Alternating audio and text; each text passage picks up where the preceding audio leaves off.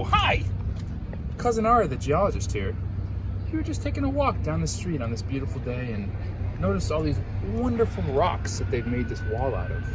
And even though they're not natural rocks in the sense that they didn't actually grow here millions of years ago, they were put here by people who built this house. You can still look at them and learn a lot about rocks and nature by inspecting the shapes and sizes and colors of all the mineral material in there. So if you want to come on in, I can point out a few things. Here we have what I would call a nice quartzite, which is a very hard rock made out of sand. And this quartzite has been squeezed, like this, squeezed and baked at very high temperatures until it created a new mineral, these little red things that are called garnets.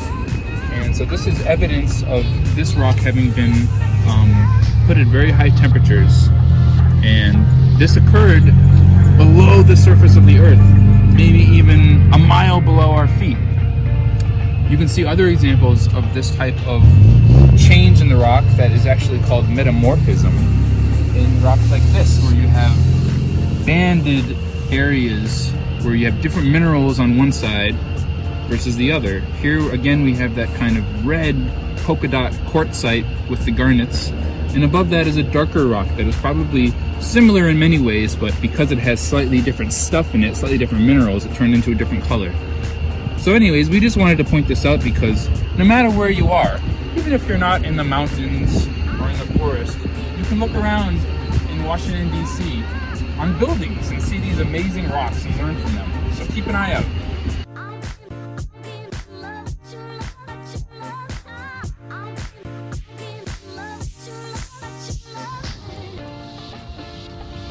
This isn't a bird's nest, this is a mitten.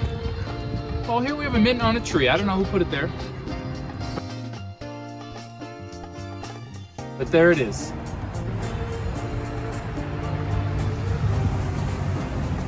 Here's some nice rock. You see how it's shiny, especially when the sun hits off it just so? It's because there's a lot of something called mica in there. You may have seen mica around the house even. It often has this kind of shiny look to it. And it's very commonly found in metamorphic rocks. Those are rocks that have been baked at very high temperatures, squeezed. And there might even be a little something called graphite in there, which is the same stuff that you have in a pencil. You know how your pencils are kind of shiny at the very tip? It's a lot of the same material you'll find in this rock. So keep your eyes out around town for shiny rocks. That's mica. And oh, hello. Cousin Ari the Geologist here again. I was just inspecting this area where rock, where my fingers are, meets dirt. And I was thinking, where does the dirt come from? And you can see all these beautiful little pieces of moss and flowers growing in the dirt. Where does that all come from? Well, the answer, surprisingly, is right in front of us. The rock. This rock someday will turn into dirt as the water and air attack it and turn it from these big, solid pieces of stone into little bits of dirt that you can pick up with your hands and smush between your fingers. That's all rock, mixed up with pieces of leaves that decompose and maybe animals that end up dying and becoming part of the dirt and soil. It is all sort of happening on a constant basis where the rock is turning into soil and things are growing in the soil and then feeding the soil again. It's really quite beautiful. I'll also mention that we have a very nice green lichen on this rock. Lichen! I understand you kids are quite the lichen scholars, so you'll know all about this beautiful what would you call it? More of a symbiotic algae and cyanobacteria colony. But anyhow, just wanted to take a moment to point out this beautiful piece of land. Wow, look at this tree. It is a beautiful tree. It is so tall, probably 100 feet tall. But what's really amazing about this tree is that you can see the tall tree above us, but you can also see the maze of roots under us. And this happens with every tree you ever see. There's just roots and roots that grow down into the soil below your feet. And it's an amazing system that really feeds the tree with nutrients and water that it sucks up from the dirt. So next time you're walking by a tree, close your eyes and just imagine and feel all these roots that are growing below you and feeding the beautiful tree. Hi. We were just walking along the trail here and looked down and saw these concentric circles right here and said, hey, we know that. That's a mushroom fungus. We think it's called turkey tail. And not only did we see this turkey tail fungus, we saw this kind of blue-green situation right here. Now, I know you super space geckos are experts on this guy, lichen. So you can look down on the side of the path and see a whole world of beautiful vegetation and natural features. And also, when we were looking at the lichen, we looked down and we saw this cool branch.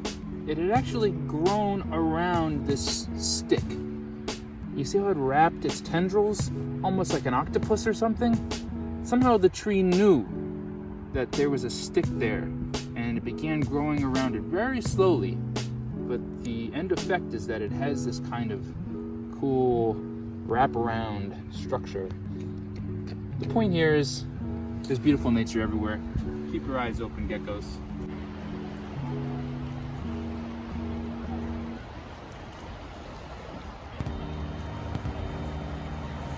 Oh, hi. Rock Creek, the beautiful blue ribbon that winds through northwest Washington, D.C., where you geckos live.